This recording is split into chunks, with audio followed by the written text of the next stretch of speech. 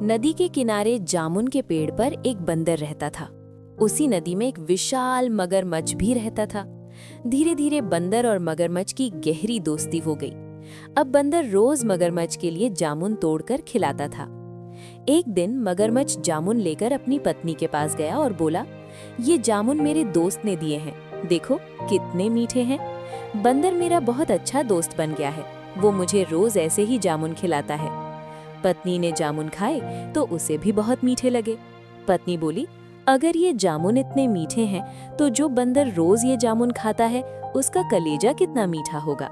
मुझे नहीं पता, लेकिन मुझे किसी भी तरह उस बंदर का कलेजा चाहिए। अगले दिन मगरमच्छ बंदर के पास गया और बोला, बंदर भाई, तुम्हारी भाभी तुम्हें बहुत याद कर रही है। कल रात मैंने उससे हमारी दोस्ती का जिक्र किया था। वो कह रही थी कि अगर तुम इतने अच्छे दोस्त हो तो मुझसे भी मिलो। एक काम करो, आज मेरे साथ चलो, आज की दावत हमारे घर पर ही करेंगे। बंदर बेचारा भरोसा करके तुरंत छलांग लगाकर मगरमच्छ की पीठ पर बैठ गया। मगरमच्छ बोला, चलो आज का खाना तुम्हारी भाभी के हाथ का खाएंगे। जब वे नदी के बीच में पहुंचे तब मगरमच्छ ने सच्चाई बता दी। वो बोला, बंदर भाई, बात असल में ये है कि तुम्हारी भाभी तुम्हारा कलेजा खाना चाहती है, इसलिए मैं तुम्हें अपने साथ ले जा रहा हूँ। ये सुनकर बंदर डर गया, लेकिन वो घबराया नहीं। वो हंसकर बोला, भाई इतनी सी बात, अगर यही बात थी तो पहले ही बता देते। मैं तो अपना कलेजा पेड़ पर ही छोड़ आया हूँ।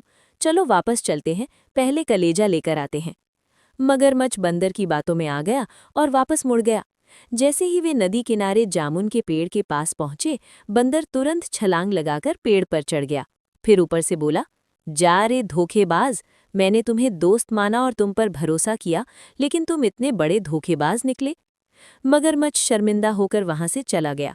इस कहानी से हमें ये सीख मिलती है कि आजकल दुनिया में कदम कदम पर धोखा है। अगर हम संभल कर चलना नहीं सीखेंगे तो कभी न कभी किसी न किसी के धोखे का शिकार हो ही जाएंगे।